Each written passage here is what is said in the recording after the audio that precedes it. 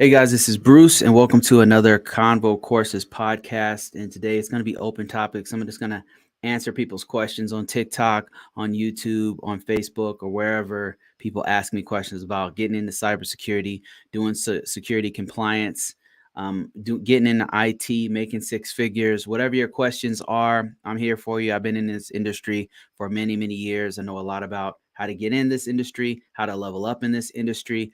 That's what I've been doing for all these years. So let's get into this. I got a bunch of topics. I just started working, so that's why I haven't been as active as I normally am on these lives and stuff. But what I want to do is I'll show you guys my screen so if I get a topic here, I could just launch right into it. And if you happen to be watching me live, this is the best time to ask me for any questions that you have, and we'll turn this into some evergreen content that everybody can learn from. And that's pretty much what I've been doing on this podcast is giving the goods, man, letting you guys know how it's done and how I've been able to do this for many years. If you don't know, I am the owner and creator of this site right here, convocourses.com. And I give out a bunch of free course material, a bunch of free videos, free downloadables, anything that can help you out. But also there's paid content if you want. If you're serious about this and you're trying to invest in yourself, then you can also go to Convocourses and buy an actual course where you can even correspond with me. I'm at a point right now where I'm not big. I'm not super big, so I can actually do one-on-ones with people for free from time to time or for a very low cost if it's very serious. But so that is what I do. But if you want tons of free stuff, like if you go to youtube.com, I've got so much free content there. I've been doing this for years. I've got literally 4 years worth of content there where I talk about how to get into cybersecurity, how to work remotely, how to get into security compliance, and some other fields like cybersecurity assessments, because I've been doing assessments for many years as well, risk analysis, and all that kind of stuff. Okay, I've got my first question here. Like I said, open topics. That's why we're going to keep this. Martin says, what is the major item I should focus on in 853 Rev 7 compared to 4? So the biggest difference, Martin, between Rev 5 and Rev 4, from my understanding, from what I've gathered, working with the government, working with private sector, is privacy. They treat privacy a little bit different. In Rev 4, for the most part, it's mostly the same. There's a couple withdrawals, and then they kind of merged a couple of they'll like withdraw like SC 3, and then they'll merge it with RA5 or something like that. They've been doing a lot of that kind of stuff. That was just an example off the top of my head. I don't know if that's the actual case, but the biggest change is the biggest focus, the biggest alter will be a couple things. Number one, they changed the risk management framework. Actually, added one more step, which is prepare, which we already do anyway. So that's like you don't have to worry about that, and that's not in 853. That's in 837. The biggest thing is privacy. So the way they treat privacy is different. Like privacy is now integrated throughout the entire document. And whereas before in Rev 4, what they did was it had its own section, which I think that they're trying to lean forward with privacy. And let me show you. For those of you guys that don't know, I've talked about this before about privacy, but I want to show you a really good research that's a resource that's on DHS's site on privacy. They've got a really good breakdown of how privacy works, and this will walk you through what you really need to know for risk for 853. Because what you'll notice is 853 privacy is throughout the whole document. Even the name of the whole document added privacy in the very title of it, and from beginning to end, they integrated throughout the whole thing. Like it's in not every security control family, but many. And I'm going to show you that in a second. But right now, I want to show you like one of the best tools for breaking down privacy as a whole by itself. And this will help you out with NIST as well. Okay, so if you go to what I did was I just went to search engine. I typed in DHS space privacy, and it takes you to this page right here. And what I'm looking for is compliance. I believe this is where they have it. Like, this is it right here. Check this out. This is a breakdown of what you really need to know for privacy. And then I'll walk you through like another item that I'm talking about for privacy. But privacy overall, as an ISSO, as a security compliance person, or as an information security officer, information security professional, this is what you need to know. You'll do a threshold analysis, which determines whether or not a system has and what types of privacy, PII, which is, help me out here, guys. What's PII? Personally identifiable information. It'll determine whether or not you have PII on that particular system. Number one, that's threshold analysis. And threshold analysis, if you didn't know, all it is privacy threshold analysis. All it is breaking down exactly what it asks like several questions to determine whether or not you have PII on that system. That's all it is. It's pretty basic. Yeah, personally identifiable information. Thank you, Martin. I kind of had a brain fart there for a second. Okay, so then once you know that this system A, for example, has PII on it and system B does not, and system C, let's say, has some, but it's a different type, you'll go to a privacy impact analysis for system A and system C, the two systems with PII on them. And then those ones, what you'll do here is determine what types of PII do you have on the systems? Do you have social security numbers? How long do you keep those security numbers? Do you have a date of birth?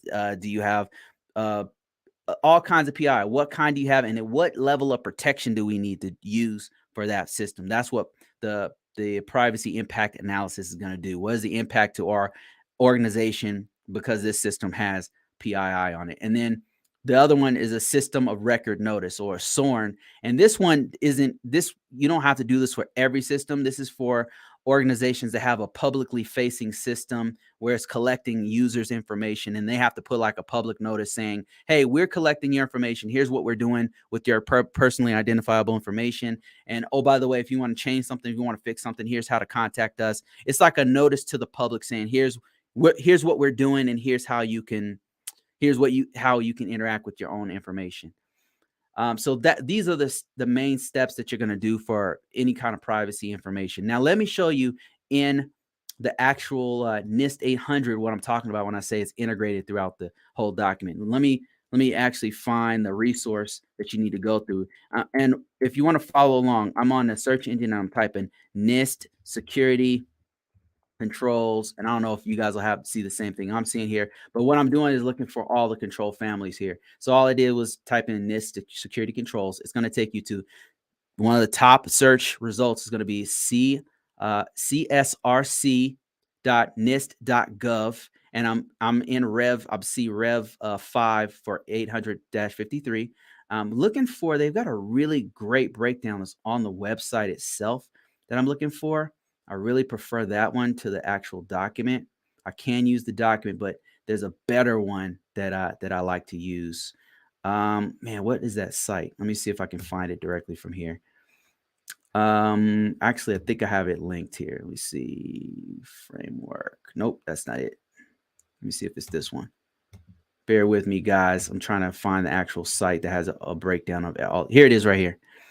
This is on the csrc.nist.gov website. This is a government site for you guys who are watching who don't know what the hell is going on. Like, what is Bruce doing? I don't understand what I'm looking at. What is happening here? So let me just take a few minutes, Martin, to explain what we're going. Let's catch everybody up to speed here. I got other people watching who might be interested in learning a little bit more about security compliance. So security compliance is what organizations use to protect your information. So they want to protect the confidentiality of your information, the integrity of your information, and the availability of your information. That's information security in a nutshell. That's all you're doing. So my job as a compliance person is to make sure that the organization is doing that effectively. Now, in order for me to do that, I do have to know a little bit about IT. Like, I can't just come in off the street and know nothing, right? Not even a janitor even has to know what mixes to use to get certain stains out of a carpet. You know what I'm saying? So there's a certain level of knowledge that you have to do this kind of stuff. But that being said, you can get this knowledge. It's not inaccessible to to anyone. Anybody can get this information. Okay. So what we're looking at here is the federal standard. This is something that everybody has to go is benefiting from, I should say. If you've ever gone to the DMV and you're trying to renew your license, if you've ever gone to Target to swipe your card, Walmart to swipe your card, if you've gone to a bank, if you've gone to healthcare, if you've gone to a hospital, every organization uses some level of security compliance. Now, they may have different frameworks for security compliance, but they're all using security compliance of some sort because they need to use security best practices. And that's what this whole thing is all about. So what you're looking at here on my screen is the federal, and this is all free information. It's free game right here. You can follow along with exactly what I'm doing here.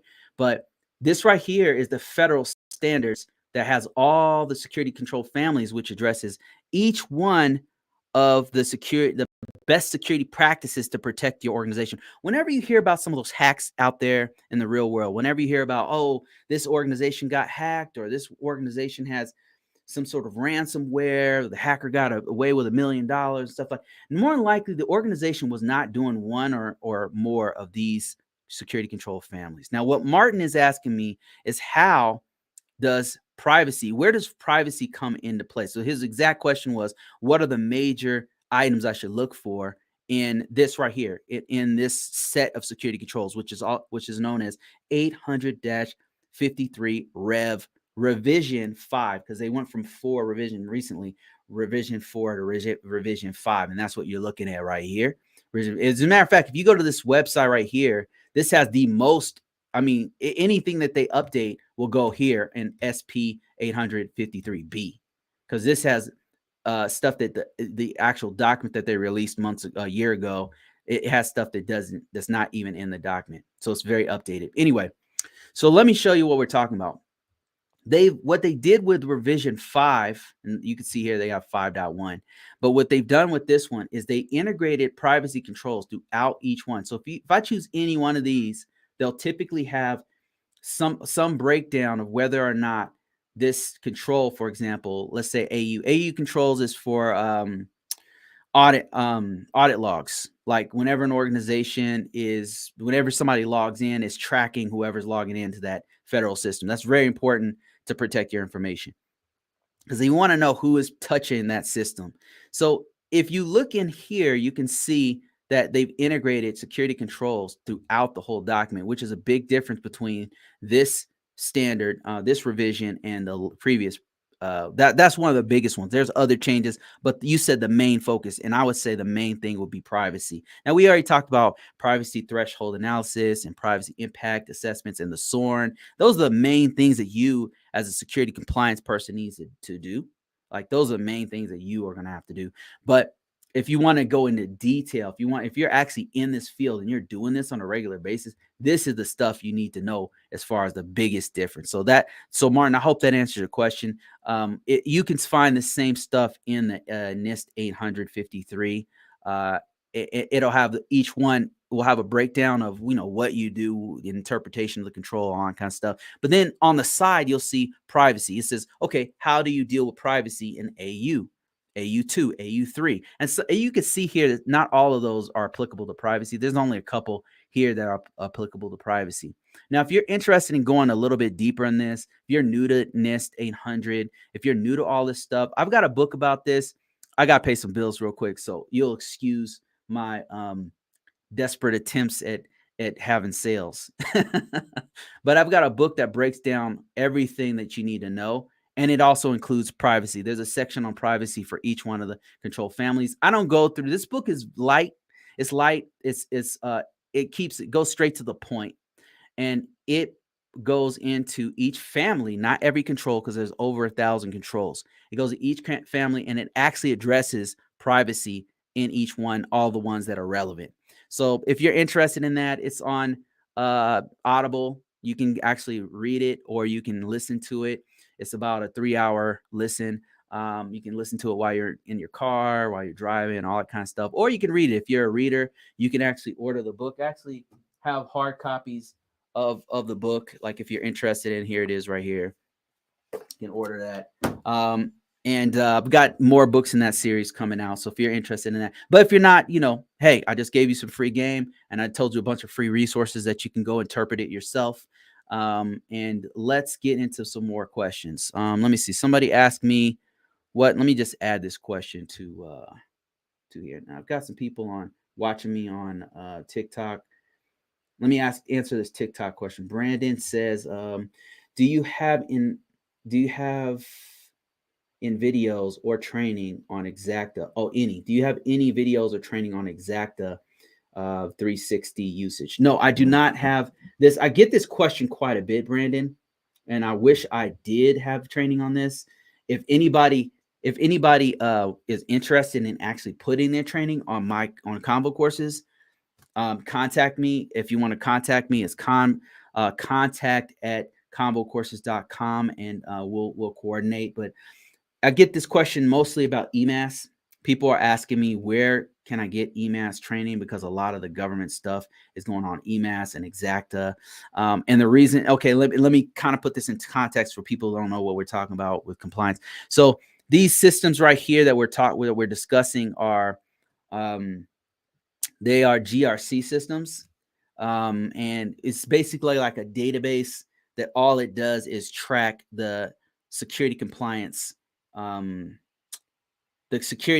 steps. So it not only the steps, it's not only tracking security compliance process, but it's also it can track vulnerabilities. It can track all of your documentation, your policies, your procedures. It can do all of that stuff. And another one is called Archer. Archer is another one. And those systems are being used quite a bit because they're just more easy to deal with than a freaking spreadsheet. I don't know. Like, for those of you guys who know, it's a pain in the ass to deal with spreadsheets for an entire organization's security compliance process. It is painful. It is painful, and it's a reason why a lot of people do not want to stay. But yeah, eMASS is a question that I get. I do not have that training. You could probably get it for free off of the internet, but I don't personally. I wish I did. But if you guys have this training, contact me. I will coordinate with you to create the training and put it on Convocourses, and we can train people together. They keep eMASS and wait, hold on. I'm getting a lot of questions here.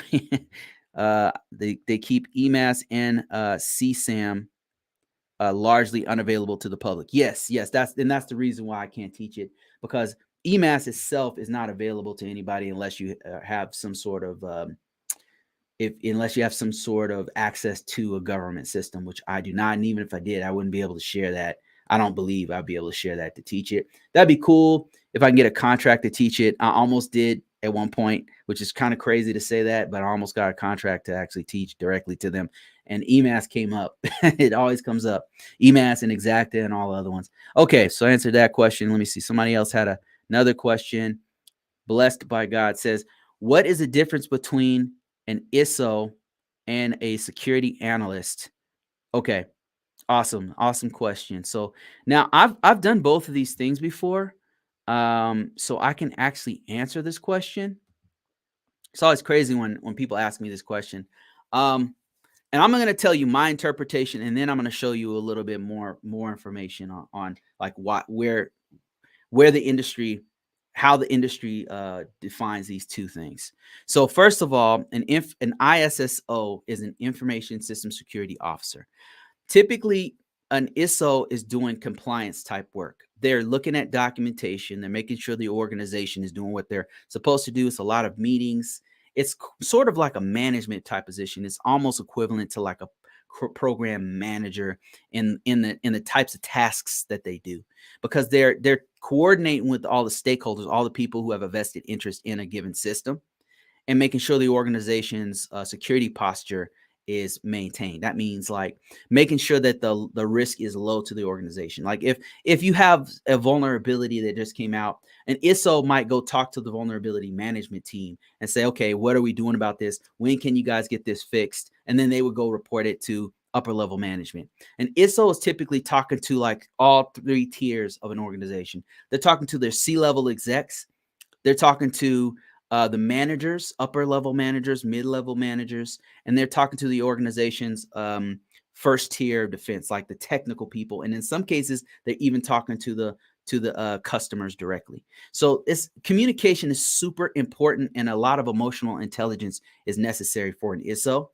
That's where the stress comes in, is because you're talking to a lot of different personality types in the organization, and you do need some level of understanding, not so much the hands-on type stuff that you do with other parts of information technology and information security and cybersecurity.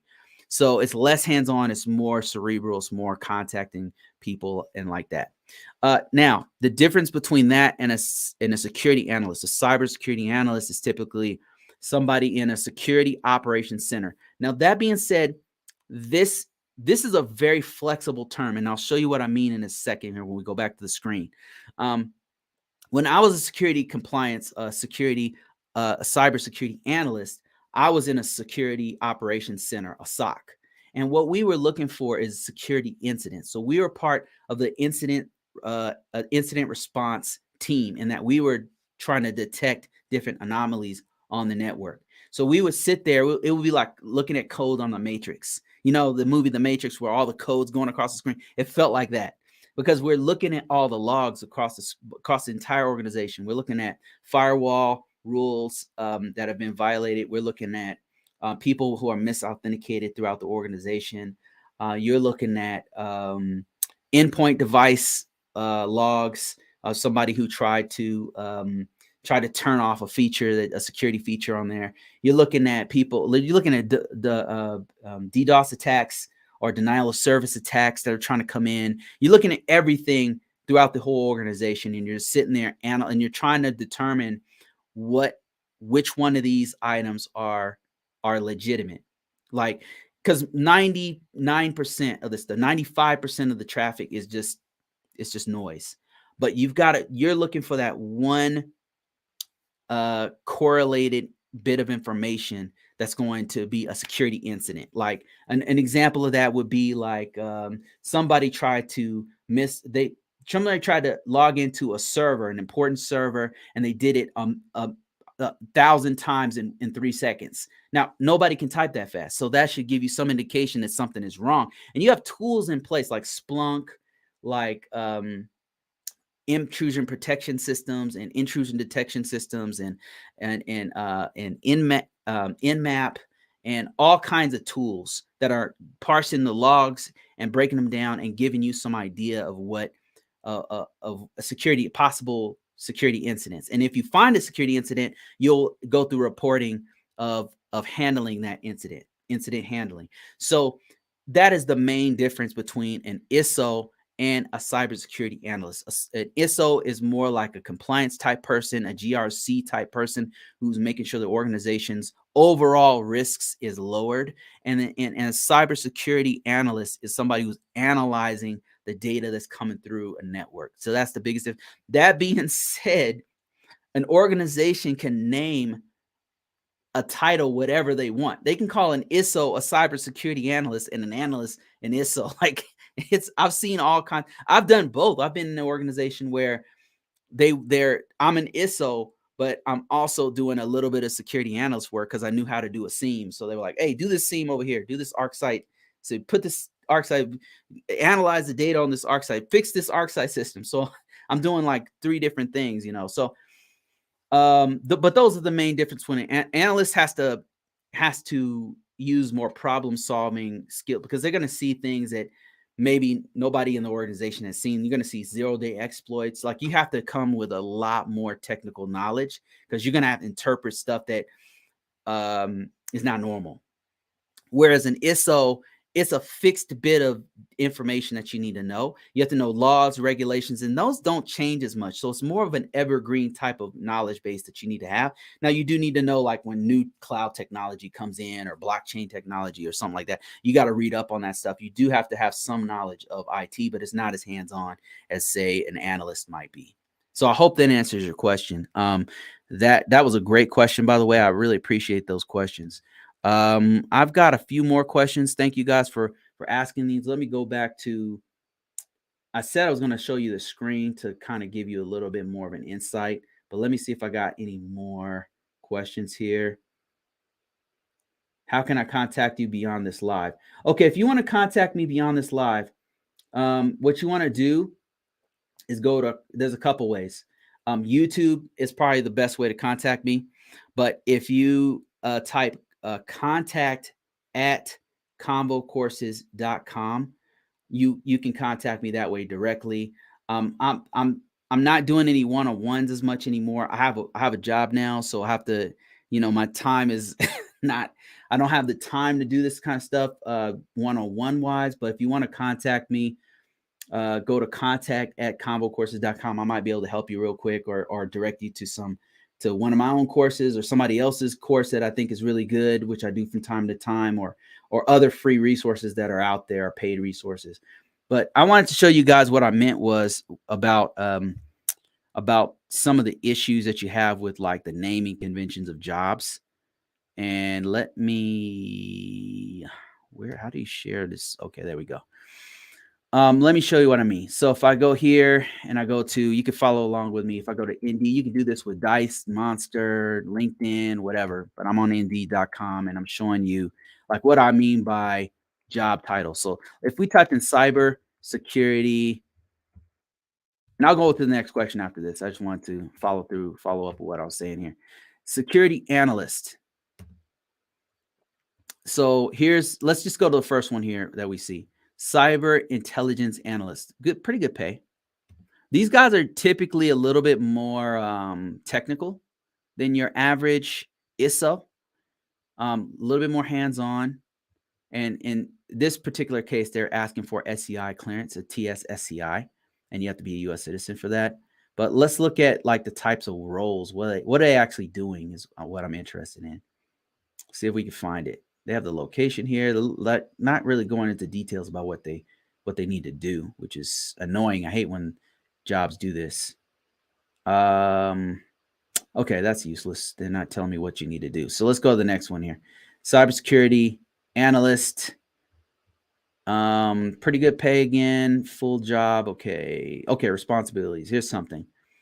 You're going to analyze user-reported security matters such as suspicious emails, unusual login activity. See what I'm saying? So with security analyst work, you're analyzing logs. You're looking at, you're responding to security alerts, and sometimes you have to research or resolve those items. You're not doing this type of stuff typically with an ISSO type position, but sometimes they'll mix it up. Let me show you what I mean. So if we just type in ISSO, this is usually, you need to know like compliance type stuff.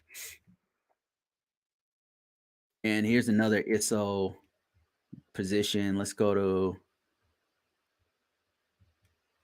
at this. Okay, look at this. eMASS, look at that. eMASS, we were just talking about that. They're looking for you to, let's look at the first one here. Ultimately responsible for the information system security program. See that program? They're not mentioning like analysis or looking at logs or any of that. Knowledge of eMASS and DAAPM. I believe they changed the name of this. This is old. Liaison between the government. See, you're doing a lot of meetings. Government, IT, InfoSec, security. So you're doing a lot of meetings with different tiers of the organization. You're working directly with the ISSO and the facility security officer to ensure that the program overall security is being met. See what I'm saying? So that's the type of stuff you'll normally do as an ISSO. So, and I hope that answers your question. I kind of beat that horse dead. Let me see if I got more questions here. Let me see. How do I contact you beyond this live? This dude's like spamming me here. Man, go to my, if you go to combo, like type my profile and I'll have some contacts there. Let me see. So D-Truth is saying, hey, Bruce, I have a question for you in regards to inheritance. Oh, man, somebody else. Is this you who asked me this question? Somebody asked me this today, and I was like in shopping or something. I meant to answer this one. What would be the best practice to review current controls that an organization should be inheriting from another associated enclave? Okay, so first of all, let's explain like what inheritance is. So in a good example of inheritance, let me give you one security control family that's really prepped for inherit. It's usually inherited. So let's go back to NIST 853. Right? Let's keep this very simple, very cut and dry, and very plain so we can understand it. So these are all the security controls, right? You got technical security controls that you would maybe a technical security control might be audit logs. You got to turn audit logs on. If you didn't know, even the system that you're on your phone, your laptop, wherever you happen to be watching this, it has something where it can collect logs. And the reason why logs are important in an environment is to fix systems, to catch somebody trying to infiltrate your system, or see leak data going out of your system, things like that, right? That's a technical security control that you would enable by going into the settings of the system. Other controls might be configuration management. That's making sure that the organization has a set standard of how secure of how the templates are being done on all workstations in an environment. Every workstation looks exactly the same. It has the same security pattern throughout all same image throughout the whole organization, right? And then whenever it's changed, you would go to a meeting, like normally like a CCB, a board where everybody meets up and says, okay, we're going to change from Windows 10 to Windows 11 or Windows 11 to Windows whatever, right? So that would be a CM. Now let's talk about one that's normally inherited. An inherited control would be a physical security control. That would be inherited. The difference between these controls is one is a system control. That the first example I gave you was a system control. That's like you have to go on the system and turn some sort of security on the system, on that particular system. That is a system level control. Then you have something called common controls. So a common control is an inherited control. That means that common meaning everyone in the organization will do X. Anybody who comes in our facility will have X security, will do X. So a physical control is typically meets this, not always, but it usually meets this criteria. And I'll explain what I mean by that. Let's go into this control and I'll show you. And then we'll get to your question, D-Truth. I just want to invite everybody in this conversation so that they can get an understanding of what we're talking about here. So common control, usually it's a physical control. Why is it a common control and how is it used? How is it done and why is it inherited? That's what we're going to talk about.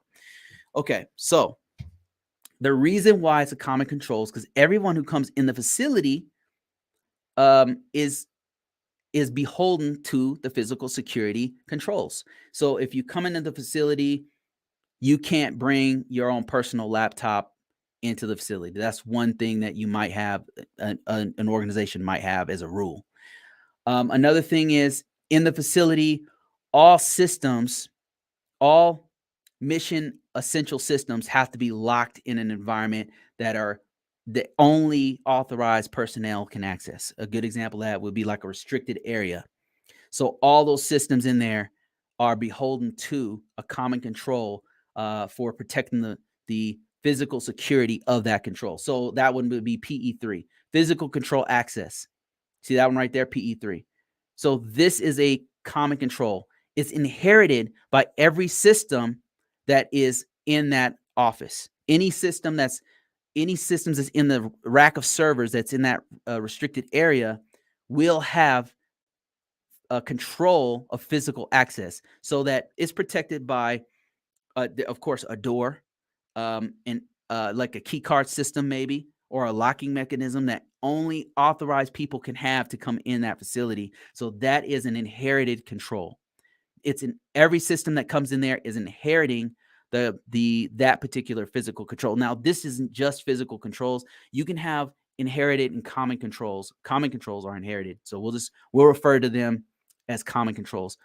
Those controls are not only physical controls. Like you can have a logging be a common control. You can have personnel security be controlled by be a common control. Now, what all common controls have in common is it is controlled by another organization.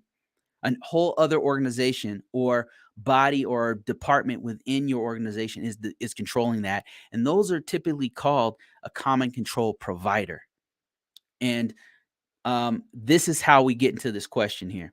So whenever we as information system security officers have to do this work, we have to contact the common control provider. Now, it depends on what level of effort. Like if we're doing a security assessment, we would have to contact them and get information because they control it. So we have to go through them. We have to go through the gatekeepers of this particular control family.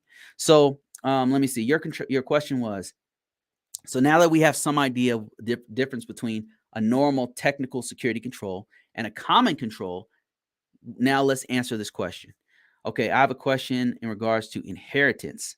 What is the best practice to review current controls that a organization should be inheriting from an associated enclave? So they're talking about common controls from another enclave, I believe, if I'm interpreting this all right. So I've actually done this before. I've actually had to do this before on a couple different occasions. And it depends on how the organization handles it. But what I'll do is I'll just give you a couple of examples of how we did this. The best practice for reviewing current controls that an organization should be inheriting from another enclave. Okay, so in the private sector, I had to do this. Let's say we had, the names will be changed to protect the innocent. Obviously, I'm a security guy. I'm not trying to destroy my career by, using real information. But let's say we had a healthcare client, right? And the healthcare client had just bought another company. They had just bought this other company, and this little enclave was going to inherit the controls of this other system. So these guys, in this case, the organization said, right now we just inherited him, and we're still going through the legal process of adopting all of their systems. So right now, we're not going to touch this system. I say that to say that it depends on how the organization wants to handle it. Okay. And I'll get to other examples that are probably more in line with what you want to do. So the first thing you want to do as an information security officer, as a security compliance person, is determine what the organization wants to do. All right. What is the best practice for reviewing? Oh shoot, hold on a second. Wow, what in the heck just happened there? For reviewing current controls that a organization should be inheriting from a associated enclave. Okay, so here's another example. So I was working for a federal organization, and their whole thing was different. We had, let me see. What we did was we had two different enclaves that were touching. And so the security controls were overlapping. So one was inheriting some of the controls from the other one. So the other system had its own security system security plan. And this other one, we were developing system security plans, and we're reviewing the security plan on this one. And essentially it was cloud. It was a cloud system, federal cloud system. And we had to review the existing cloud system security plan and other documentation that they had. And that was not controlled by us. So what we did was we looked at our security control families, right? So let's say we looked at AU controls, since we've been talking about that one. And AU controls, as you know, is logging controls. We're looking at those logging controls. But then there's overlap with other like it was let's say it was a platform as a service. And that means that the other organization was using AWS cloud to do their security. So in this instance, what we did was we reviewed those controls that they controlled, that they have complete control over those. But we reviewed what they had in place to see if there's anything we can do. In the documentation, what we did was we referred to their document. That's what we did in that particular situation. It's situational, right? So if you give me a little bit more context, I might be able to answer your question effectively. In the first organization where there was two different enclaves and one had security controls and it was inheriting other security controls, they told us don't worry about it. All right. So first of all, talk to the organization. They will guide you. Right. Do not try to wing it. Do not try to improv. Ask the organization what they want you to do. Number one. Okay. And then in the second situation I told you about was a cloud-based federal system. And we had to review our side of the controls, which was a system that's on premises. And then there was another portion of that system that was in the cloud. We didn't control the part that was in the cloud. So we had to get their documentation. And when we were reviewing our controls on let's say AU3, we had to look at their documentation, and then in our documents we refer to we first of all reviewed their document to see how they talked about AU controls, that particular AU3, and then we referred to their document. We said, look, it's in their document. Here's how they describe it. We even took the text directly from their document and put it in ours to address it. So let me see if I answered that. Review current controls that a organization should be inheriting from another associated enclave. Let me see if you gave me more examples. And then you say, Bruce, it's the same person, just more in-depth questions I sent before. Let me see. Bruce, I have a question for you. Okay. So what would be the best practice to review current controls? Number one, best practice, talk to the organization on how they want to. Don't wing it. Don't do improv. Ask the organization, your organization, how we handle it. Number one, because they might say, don't worry about their controls. Don't worry about these particular controls. We're worried about ours. Okay. That's number one. How do you review current controls that the organization should be inheriting from another? And okay. Number two is this. If it's a common control provider, that means the other enclave, and they control that piece, you have to talk to them to review those controls, because you don't have direct control over those. So you have to talk to the common control provider. That would be the other enclave, right? So, and that's what we did in the second example I gave you. We talked to them and we said, okay, here's what we're doing. We're reviewing these controls. You guys control this set of controls. Can we get do you have any documentation on it? Can we get a meeting on this? We were trying to get as much information as we could about that particular part of the system. So we were able to get their documentation, read through it, and say, okay, here's what they're doing. So I hope that answers your question. I don't. Maybe I hope I understood it correctly. Should be inherited from another associated. That's how I've had to do it in the past. But the number one, make sure you ask your organization how we want to treat it. And then number two, if it's controlled by another organization, get as much information from them as possible to see how they're controlling it. And in another situation, what we did was we had to get the GPO, because another organization had a GPO that they controlled. And so we just got their GPO on the global policy. I forget what the O means, but we had to look at their policies to see how are they doing the passwords? How complex are the passwords? How this, how that? Like, we had to look at the actual GPO to determine how it's affecting our system. It depends on the situation, is how I could best put it. But if you follow those two things I just said, then that will, make sure you ask your organization how we're going to treat it. Don't wing it. And then number two, ask the common control provider, whoever is controlling that, get some insight into them from them. And that should help you out. Hope that answers your question. That's how I've done it in the past. And if I'm wrong, there's plenty of people who follow me who have more insight than me on how to do that. Okay, somebody asked me on TikTok. I have a question. What do a cybersecurity engineer do, and what do I need to do to become one? Okay, what do we do? And okay, so this is a great question. I get this quite a bit. And feel free, D-Truth, and all you other guys who are actual subject matter experts on this particular field, feel free to chime in, and we will talk to Doug on TikTok about this. So, number one, this is a huge field. When you say cybersecurity, it's actually a very big umbrella. Okay, cybersecurity, it consists of many different parts and pieces. You've got, I'm just going to enlighten you for a second.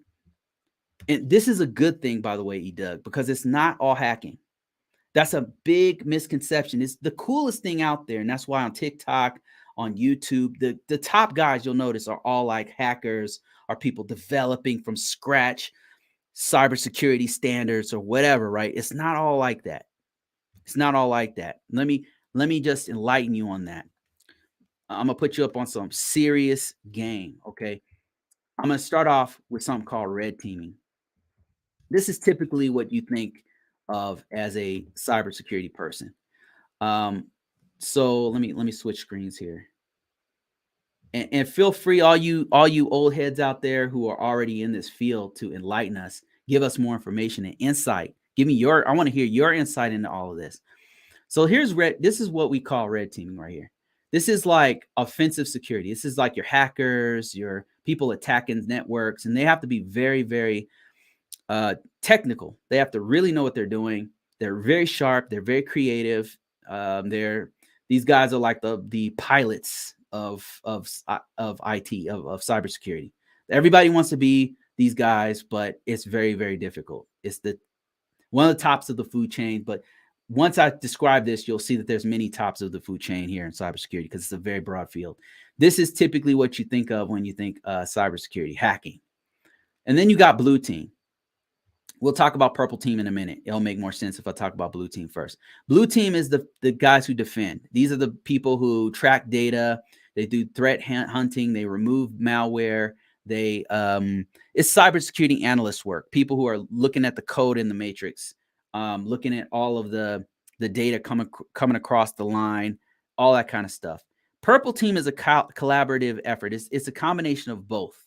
And these are the people who are cooperating in the test. They're looking at both sides of the attack and the defense to figure out, how can we fix our stuff? How can we fix our organization?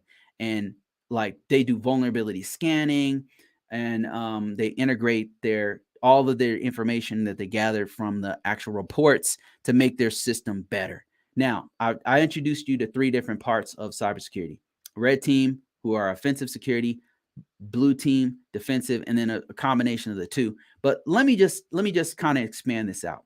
Let me just show you why that's not all that there is. Okay, there's something called the information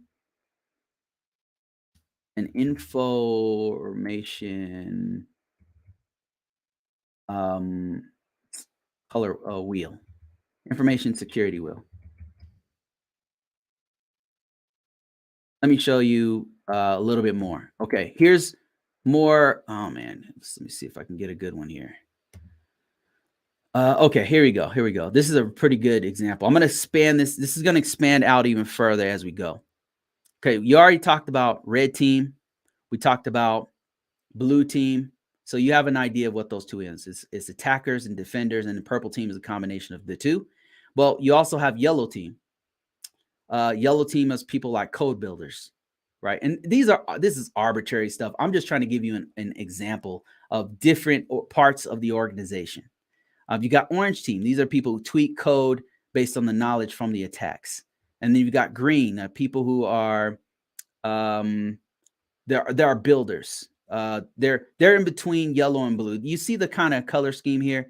Yellow and blue makes green. So green is a combination of yellow. It's very creative, and I can't remember who actually came up with this first, but it's a very creative way to deal with this. So if you want to know who the orange team is, orange and yellow make red and yellow make orange. So they're a combination of these two. And then red and blue is a combination of purple. So you kind of get the idea of it's a combination of these two. The point that I'm trying to make with this color wheel is that there's many different parts and pieces to this thing. Let me introduce you to another piece and part of this. White team.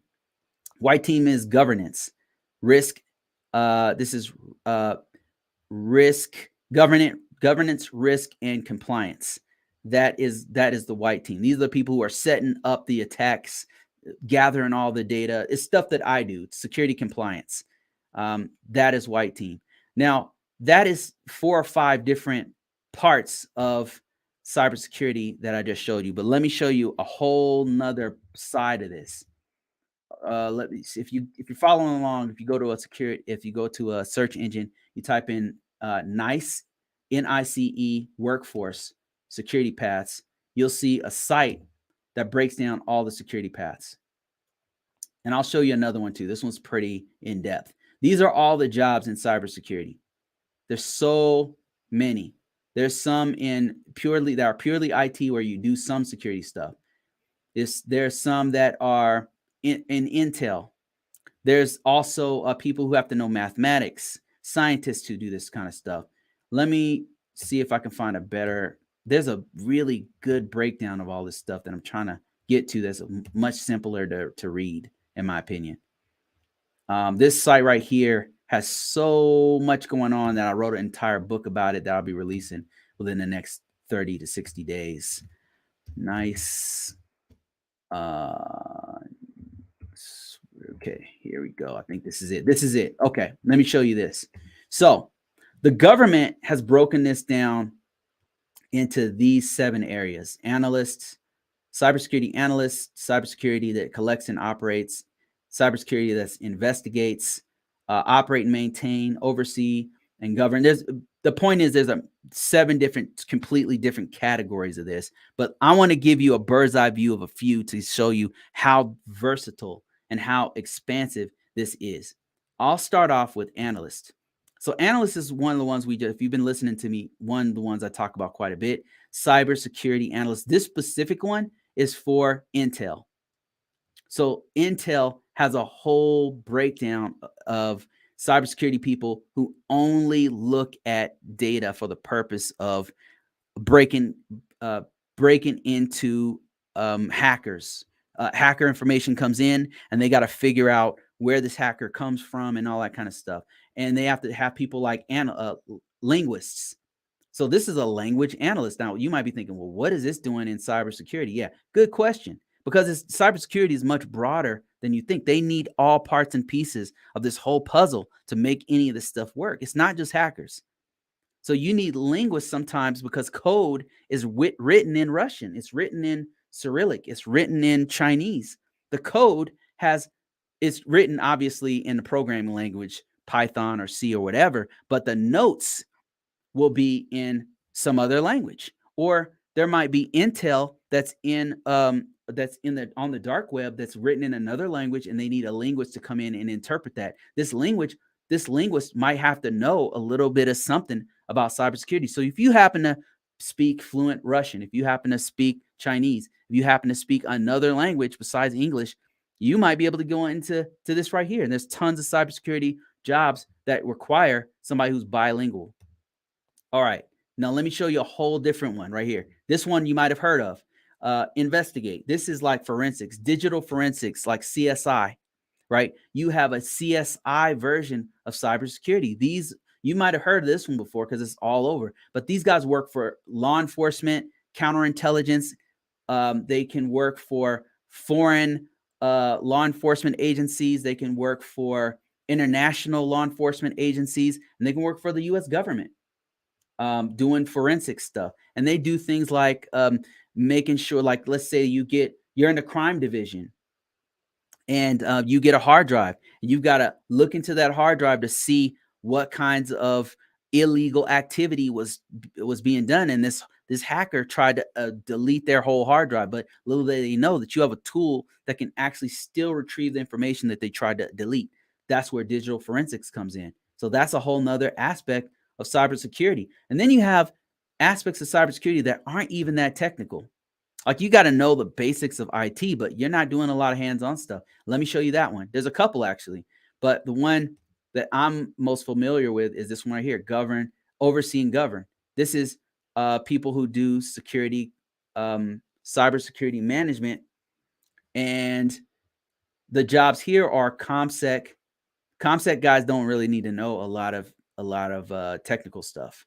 They need to know a little bit about the crypto keys, not cryptocurrency, crypto key management systems and things like that. But if you happen to have been in the military, you might have had run-ins with crypto ComSec. And then another one's information system security manager work. This is kind of on par with what I do, which is security compliance. Here, let me show you another one that's not very technical. A few, actually. Here's another one, program managers. Program managers is not typically seen as part of cybersecurity, but guess what? We can't do our job without these people. This is a big field. This is a big field that nobody's really talking. I'm so surprised people don't talk about this, because let me show you something. If you go to Google and you type in program manager, let's see how much a program manager, this is going to shock you. Program managers, how much does this program manager make? These guys are not technical. Program management is not technical. It's not hands-on. You barely have to know any IT. I don't think you have to know any IT, actually, because program managers do stuff for scientists and all kinds of stuff. But look at this. Look at the salary range on this. That's a program manager. So cybersecurity is not what you've been lied to. Is what I'm trying to say. Yes, you got your auditors. Yes, you got your hackers. Yes, you've got your red team people. But I'm saying, like, cybersecurity is a much bigger field than just hacking. So when you ask the question, how do I get into this? It really depends. It really depends on what you're trying to do in cybersecurity. I would tell you this. How do you get into it? If you really want to know cybersecurity, what you really want to do is start from the beginning. What's the beginning? The beginning is knowing how computers work. You got to know the basics of how computers work if you're trying to get into cybersecurity. Basics meaning how a computer has three main components. You've got a CPU, you've got RAM, and you've got storage. RAM is for the most simplest way I can explain it is like short-term memory. Like if you're trying to do a puzzle, you got to remember where that puzzle piece was, and you got to put that. And then you've got the brain of the computer. That's the CPU. And then the storage is where you're storing your videos. Like you might be, if you're recording this video right now, it's going directly on your phone. That's going into long-term storage. Whenever you're looking through your files or your pictures on your, that's all going in. That's from storage. It's retrieving it from storage. So those are the three components you really need to know. And let me show you a couple of resources that you can use to start off this kind of stuff, to actually know how computers work. And then it gets into a little bit of things like networking, cloud, and a little bit of security. But once you start to understand how computers work fundamentally, your phone that you happen to be watching me right now is a computer. Your laptop's a computer. The server that all of this data is going onto a cloud is a computer. All these are computers, but they only have three main components. So let me show you where you need to go to actually start learning the basics of this stuff, because nobody gets in knowing nothing. You have to start from somewhere. Let me show you where I would start off if I were you. You got to know the basics. So I would use, and I get mixed results from this. People say don't use it, but this is where I started. I started with CompTIA, and CompTIA has different tiers that you can start off with. What I like about it is that they break down the stuff you really need to know, and they have a beginner phase. So A+ certification is really a really good place to start on the basics of IT. All cybersecurity is based on information technology. Information technology is computers. You have to know about computers. Everybody has to know a little bit of something about this. Even your most non-technical person has to know something about information technology. So here's one of the places you can start. I'll show you a couple of other ones, but here's one. So CompTIA A+, you don't even have to get this certification if you don't want, but I would, because it's a pretty good certification. You can actually get an entry-level position with this certification alone. And I can prove that. I mean, a lot of gurus are saying, oh, don't get the security, don't get the CompTIA A+. I'm telling you, it's still hot certification. It's still hot. It can still get you in a help desk position, especially with the government. Anyway, so they're teaching you hardware, networking, mobile devices, operating systems, how operating systems work with the hardware. and they're showing you they're going through not just Windows but Mac, Chrome, Android, troubleshooting, virtualization and cloud computing, security, and other basic things that you need to know. Then this is, if you actually do take this certification, it's actually 2 different certifications. And it's not easy if you're starting off from scratch. It's really not easy. It wasn't easy for me when I first started it.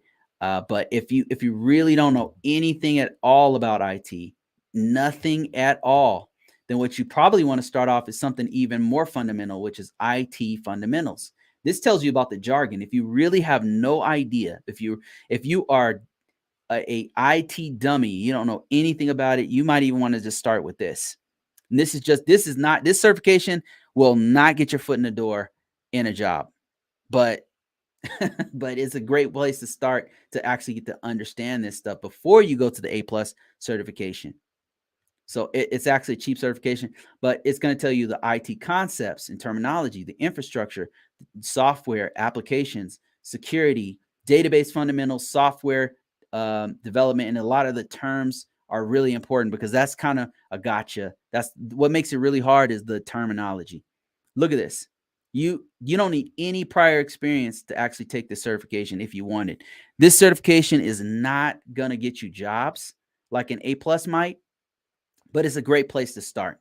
So that's 2 different certifications right there. Another one you might want to try that I'm hearing a lot about, and I don't have this particular certification, but it's called Google Support IT. This also is telling you basics about, and it's on Coursera right here. So this one right here, it allows you to enroll for free. And check this out.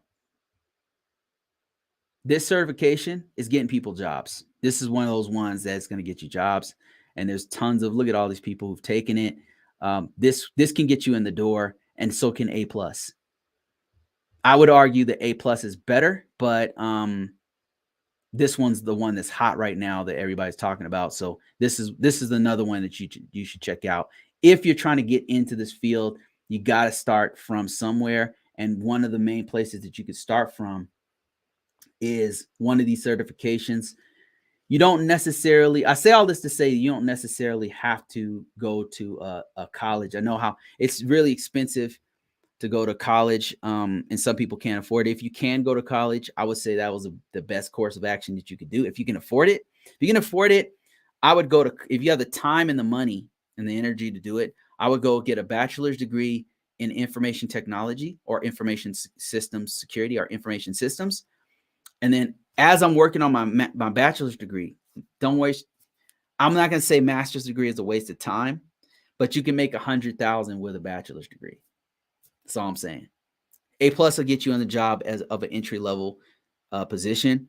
I mean, an associate's degree will get you in an entry level position, but a bachelor's degree will get you, can make you 6 figures. While you're working on your bachelor's degree in IT, be working on some sort of a certification while you're, and then also be working on getting some real world experience. Now, if you're wondering, like, Bruce, how do I do all of that? I did it. I did at a full-time job. I was in the military, where I was full-time in the military, had a kid, and I was going to school, and I was working in IT. Like, it's ridiculous. And I was working IT in the military, mind you, but it was hard. So, and I went to 2 different war zones. I mean, if I could do it, you can do it. Like, I just stopped at nothing to learn what I needed to learn. I knew this field was going to blow up, and it did. It did really, really well. So if I can do it, you can do it. You just got to put the time in. Okay, I think I beat that one to death. Let me see if there's any. Let me see here. So let me see some other questions here. eMASS. See. Another question here is security compliance in cybersecurity is always big for there is always it's always big and always will be in demand to protect information and assets. Absolutely, I agree with this. It's something that's not talked about. It's not glamorous. It's not in movies. You know, you're not going to see it in Hollywood. You know, in Hollywood, they always talk about hackers, forensics, and maybe analysts. They talk about those three. Analysts, you could see like in that movie Mission Impossible has an analyst in it. Like Mission Impossible Ghost Protocol analysts. And they normally, in those government espionage ones, they always talk about analysts. Some of those guys are cybersecurity analysts. And then, so they always talk about that one, glamorous. And then they always talk about hackers, of course, everywhere. Hackers this, hackers bad, hackers good, hackers. That's what they talk about. They even referred to Edward Snowden as a hacker, and he was more of an analyst, to be honest with you. He was more of an analyst type person. But again, analysts and hackers, and then the other one's forensics. CSI, New York, CSI, you know, you name it. But they don't talk about security compliance, and it's one of the biggest fields we need people in. There was this huge briefing from the White House that said that there are 700,000 jobs that are the positions that need to be filled. And most of those are either in defense, cybersecurity defense jobs, or security compliance jobs. Because without security compliance, all these people getting hacked because they're not doing security compliance. If they did proper security compliance, they would be a very hard target. Even if they got hacked, the hacker wouldn't get very far. And that one Uber hack, I don't know if you guys heard about this, but that one Uber hack, the reason why the hacker was able to get as far as they did is because they didn't have basic security compliance inside their network. It's hard. Security compliance is difficult because it's very costly. It takes time. Nobody wants to do change, and security compliance is forcing the organization to change to manage the risk effectively. And that all that takes money. They want to make that money. They want to make that income from the operations side, but they don't want to spend the money on the security side. That's what's happening. So somebody asked me, what about company specific company specific certifications like Cisco? You mean vendor specific? Yeah. So yeah, also known as vendor level certifications. I would say those vendor level certifications are good. But there's a bit of a Cisco certifications are the best, probably among the best vendor level certifications, because Cisco's been a mainstay in the US as far as networking is concerned. They have almost monopoly, not a monopoly, because you got Juniper, you got Palo Alto, you got all these ones that are kind of coming in on their space and they're slowly creeping in on their market share of the networking space. But I want you guys to see something really cool. Let me show you guys this tool that could help you out here as far as what has been asked of me. They said, what about vendor level certifications? Let me show you a really good breakdown of certifications. It's from a dude named, hold on, let me switch my screen real quick. Wish there was an easier way to switch the screen on TikTok. That would be really cool if they did that. Okay, so I'm on a search engine, and I'm going to type in, you can follow along with me.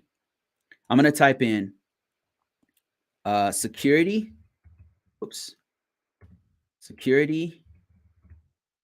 and one of these days, I'm going to go to the wrong site, and it's going to be really embarrassing live. Security certification progression.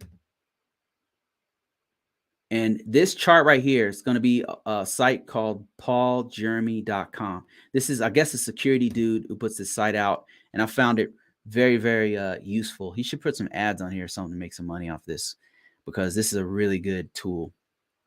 This right here, this progression chart, if you can see this, has a breakdown of something like 500 different controls. Excuse me. 500 different controls. 500 different security IT certifications, security IT certifications in particular. It does have vendor level certifications on here, a many, and I'll read some of them off on you, and then to you guys, and I'll give you my take on vendor level certifications with my own personal experience. All right, so first of all, let me kind of show you what's going on here. This color coded, like the green symbolizes communication and network security certifications.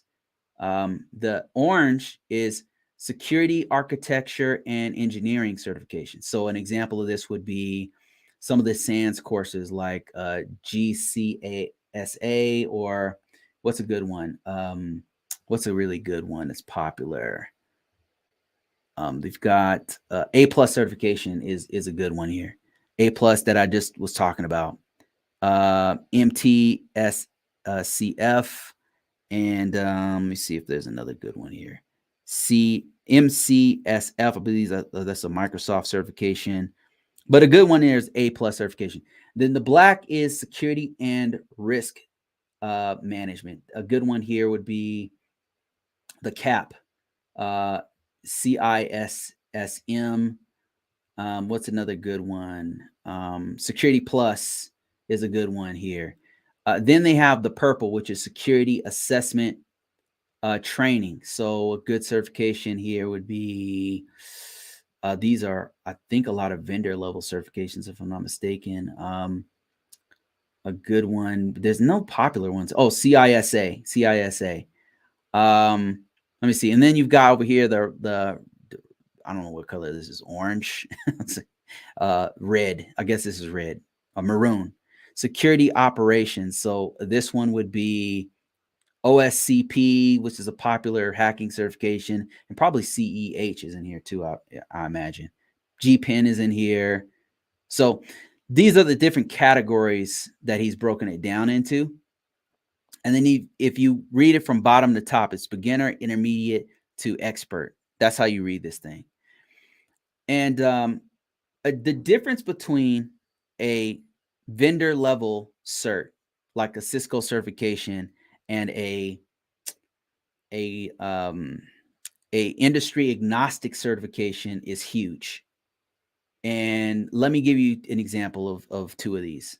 So let's start with an industry agnostic certification. There's a few here.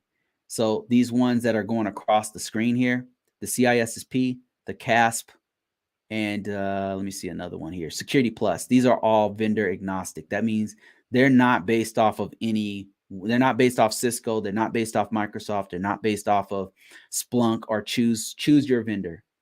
They're not based off of any of those. But let me choose a couple that are vendor specific. Red Hat certification, a Red Hat certified system administrator. That is a vendor level certification. Very specific to, it's not going to teach you anything about Windows. It's just Red Hat system administration. Another one would be, like he mentioned, Cisco certifications. And those would be in the networking sector. Over here would be, let me see if I can find one. Cisco. Where are the Cisco certifications at? It should be here. So CCNP, there you go. CCNP, like CCNP, CCNA, CCE, and T, all of those will be over here. Those are all what you call industry level, like not industry level. Those are vendor specific certifications. Now, the difference between these two would be that, and let me just tell you my experience with these. I want to tell you my experience with this. Very specific experience. All right. So I have Security Plus. I have a CISSP. I have a CAP, and I've got several other vendor agnostic certifications. And then I have some vendor level certifications. I've got one for Recorded Future. You probably never even heard of that, but it's for doing cybersecurity intelligence. I've got one for Qualys, which is a vulnerability scanner. I've got one for I've had one for Cisco, but that expired. I've got several other vendor levels. What happens is I get into an organization, they're like, hey, we need you to take the certification. You need to be qualified on this or that. I take their training, I do the labs or whatever, and then I get the certification. That's why I have so many certifications. So the difference is this, okay? My CISSP is still relevant. All I got to do is maintain my CPEs, and it's relevant at every organization I go to. My Security Plus, I got to maintain. I don't think I'm not sure if I even have Security Plus anymore. I might have let it expire. I got the old one that never expired. Anyway, neither here nor there. But it's got me jobs before. That's my point. The Cisco certification, when I had it, it was fire. But anybody who had Cisco, uh, would hire me. Would see the CCNA and be like, "That's all I need to see," and they would hire me. Somebody said, "You would not get fired suggesting a Cisco solution." Yeah. So Cisco is fire. It's kind of a bad example because it's so good. It's been so good for so long because they kind of not have a monopoly, but they're very close to having a monopoly in the U.S. A couple that didn't go well would be ArcSight. So I had an ArcSight certification that lasted about. I got all this training. It took me about 6 months to get all this training and build an ArcSight, a couple ArcSight systems and everything. And then within about 3-4 years, they got taken out by Splunk. Now nobody even talks about ArcSight. I mean, I still get from time to time job offers, but Splunk is taking over. So now the certification to get is because the industry is because Splunk dominates that industry. So if Cisco, God forbid, Cisco gets taken out by Juniper or Palo Alto or whoever, Huawei or some, I don't know, whatever is probably never going to be Huawei, but that was a joke. But, or maybe who knows? But if it gets taken out, but guess what? Your certifications mean less. I'm not saying that they're useless, but they lose their impact because the marketability of that particular certification is gone. So that's all I'll say about it. I'm not telling you don't get vendor level certs, but I would put the vendor level agnostic ones first.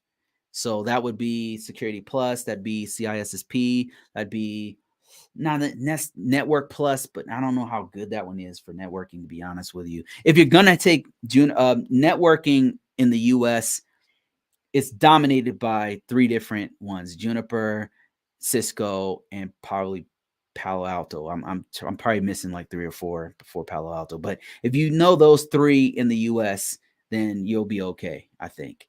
So that's just what I know. I'm just telling you guys off the top of my head what I know about it. Love how knowledgeable you are. Oh, thank you. I appreciate that. I've been doing this for a while, so I'm just telling you from my experience. Miguel says, what training tools do you recommend for HBSS and ACAS for someone moving into DoD information system security positions? Yeah, so I saw that one. Okay, anyway, so HBSS is basically McAfee, EPO, and ACAS is Nessus. So Nessus you can actually get for free off of Nessus, it's off Tenable's website, and download it on your computer and start messing around with it. And HBSS, I'm not sure if you can get free training off HBSS, but the best training tools will probably be on the DoD sites. Let me see if I can show you what I mean. The DoD has some really good training for HBSS, and I believe it's on DISA. Let me see, ACAS training. It's on a DISA site, I believe. Yep, there it is. Right. I think this is, unless it just spamming me with nonsense. Let me show you what I'm talking about here on the screen. So all I did was I went to a search engine, I typed in ACAS training, and you'll see DISA.mil training, and they have a ton of free training for you that's not accessible to anybody outside of the military or federal government. This is not the site. Okay, let me show you. They have so much training on this stuff. But they may even have eMASS training. Yeah, here's a lot of the training right here. Let me see, cyber training. Let's see if we can find specifically ACAS.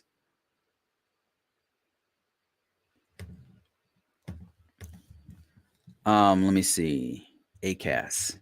Let's see if we can find it. I'm pretty sure, like, you might even have access to a search results. If you have access to a federal site, then you should actually go look for this yourself, because I don't have access to these sites, so I have limited access to these sites. But yeah, here's ACAS. Access to ACAS stuff, posters. and ACAS technical training. Man, this is not, see, us public people, us mere civilians don't have access to the stuff that you have trained, but they're going to have the best training for you. EPO, let's see, EPO, no, it's called HBSS. Oh, that's the wrong search. Let me see. HBSS. HBSS. I know whenever I worked for the government, they had so much training for ACAS and in HBSS. It was ridiculous because they're working directly with the companies, and the companies give them these crazy deals on training, like hundreds of thousands of dollars in training that's out there for you that's not accessible to the public. So I'm just on cyber.mil, public.cyber.mil, and I'm searching for training, and you will probably see more results than I will. And if you have access internally to their sites, you will see way more stuff than me for their training. They have the best training for sure. Look at this, HBSS agent handler, STIG memo. So yeah, this would be the best place to go to. They have guides, security guides,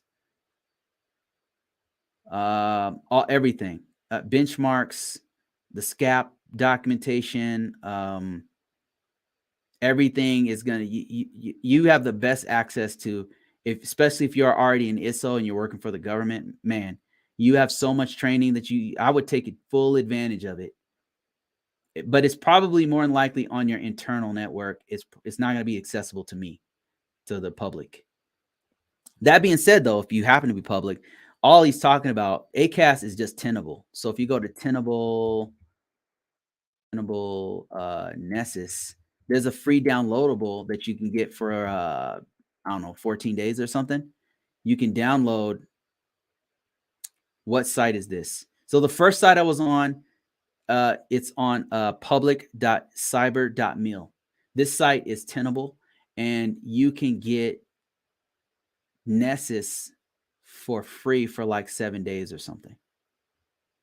Let me see if I can find it. Yeah, here it is right here. You can try it right here. There it is, right? That's Tenable, which is Nessus or some variant of Nessus. Here it is right here. And the other one is called EPO. EPO. It's called McAfee EPO. The government called it HBSS because it's a contract that McAfee won. McAfee EPO. McAfee EBO. Yeah, so here's the security protection, McAfee security protection software that, no, this is for the general public. So the government has some sort of they're using like the enterprise version of McAfee's best security product. And I'm looking for that. It's called ePolicy Orchestrator. I believe this is it right here. This is what the government has. This is not a secret. I'm not giving away the government's secrets. This is publicly available information, but I don't know if you can get this product for free to train on it. But if you can, like, you could just load it up on your computer and start messing around with it. Then the Tenable one, you definitely can. And somebody said, MD says, most of the government trainers training requires government supervision approval. Yeah, true. Yep, some of it does. I remember there was ACAS is a plugin for Nessus. Okay. Thank you for clarifying that, MD. I appreciate that. So ACAS is a plugin in the Nessus scan options. All right, there you go, right there. Thank you. Appreciate that. And I believe you can get access. Thank you. Somebody on TikTok. Holy crap, man, this is crazy. You guys, man, there's some people who's connected here. Somebody said public.cyber.mil. Thank you for that, Brian. I appreciate that. That's the site right there. Yeah. If you go there, but internally, like Miguel, if you go internally, you'll find way more resources than we have access to. You'll actually find that ACAS plug in more than likely if you're an ISSO. And you could, if I were you, I would ask my supervisor. I say, look, I want to get access to this EPO. I want to get access to ACAS.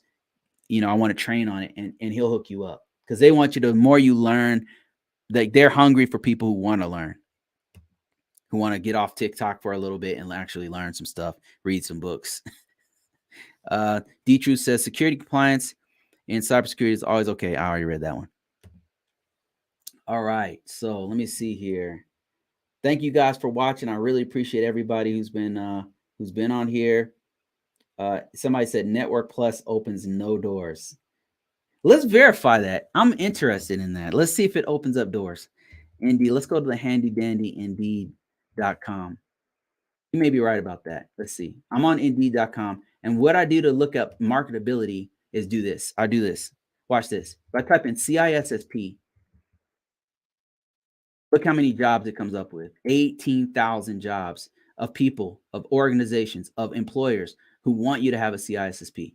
That's awesome. Let's look up, let's see, what's a good one? CISA. Look at CISA is, I know it's hot. 9,000. That's still good, man. 9,000. That's really good. Let's limit the posting. Let's say I want stuff within the last 14 days, because these are real results. In the last 2 weeks, 2,000. That's still really good. So these are all hot still. And look at the job titles and how much they pay. This is how I look at marketability for each one of the certifications. Look at that. That's not bad. Look at that. That's a 6-figure job right there. That's CSA. CSA is no joke. Now let's look at CASP. CASP is going to have a little bit less, but still not bad.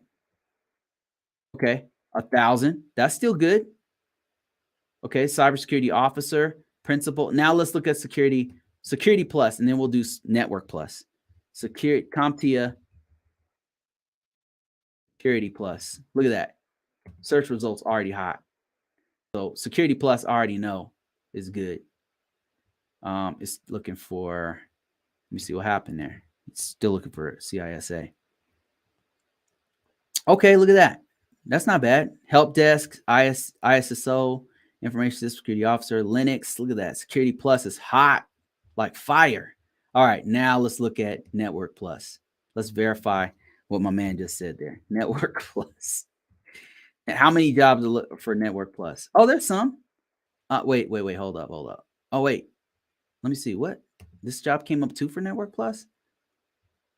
So there are some jobs for network plus. I didn't know. I thought it would be 0, but I think it's looking at CompTIA though. So I don't know how valid that is. I don't know how. Let's see. Wait. Hold up. This is a network specialist job. See, CompTIA, they're still looking for security plus, not necessarily network plus. I'm skeptical. I think he's right. I don't think that network plus is hot. I don't think it's good. I don't think you know why I say that? Because I used to have a network plus. I actually still do have a network plus, and nobody's asking me about the network plus. Not a single human being. Security plus, yes. And you can see that the only reason that the search results are coming up at all is because I put CompTIA in there. If I remove this, I bet you we won't find much. Network. Yeah, see how the results are not populating for network plus, network. Oh, here we go. Network plus. Maybe 100 billion jobs. Holy crap. More than the CISSP? I am skeptical. I think it's just highlighting anything with the word network in it or plus. Network or plus. Yeah. I don't know. Okay. Let's narrow this. The search has to be good. Network. Let's actually just type in network plus. I'm just saying, yeah, man. I think you're right. I don't want to lead people astray, man. All right. So network plus. I was trying to talk about like something that was not agnostic, you know, that's not specific to any vendor, that's agnostic, but I think you're right. I can't find. I'm sure they're there. I'm just having trouble finding Network Plus jobs. Okay, here we go. This got to be it. This has got to be Network Plus. I'm not finding any Network Plus. I see CompTIA. I'm not seeing Network Plus. It's just amazing to me. I mean, I'm not seeing anything. Like normally when a certification doesn't have many, it'll look like this. Like if I type in ISC to cap, I know this one doesn't have many. You'll have like 5 or something. 104. Look at this. 145 for ISC2 cap. It's not a bad certification. It's okay. It's very specific. So they really want us person to know NIST 800 for this one. But yeah, it's there. It's there. Yeah, there's cap right there. There it is. But Network Plus proves you can plug in a router. Oh man. Oh man, that's just not right, man. That's just not right. I have a Network Plus, man. Come on. It's a Network Plus is really good for entry level. I would say to learn, like if you really don't know anything, if you're having trouble understanding the concepts of networking, then it's good to you probably don't have to sit for I would not recommend necessarily sitting for the test because you probably wasted your money. No refunds. Oh man, you're cracking me up, man. Oh, that's good. Oh, that's good. All right, guys, I'm out of here. I appreciate everybody who interacted with me. I do this once a week. I'll try to do this more times a week, but I have a job, so I'll be working more. Oh, Network Plus, that's a good one. I love that one. All right, guys, that's it. I'm out of here. Thank you guys for watching. I appreciate everybody. Peace.